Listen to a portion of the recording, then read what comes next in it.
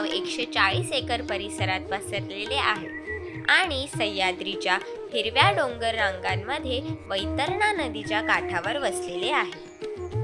येथील वातावरण इतके शांत आहे की प्रत्येक पावलावर तुम्हाला निसर्गाशी आणि स्वतःशी जोडले गेल्याचा अनुभव येतो.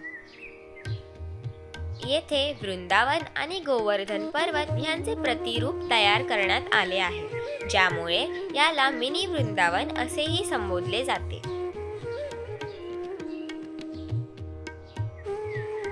माझ्या मागे आहे जिथे श्रीकृष्णांनी माती खाऊन ब्रह्मांडाचं दर्शन दिलं असा ब्रह्मांड घाट.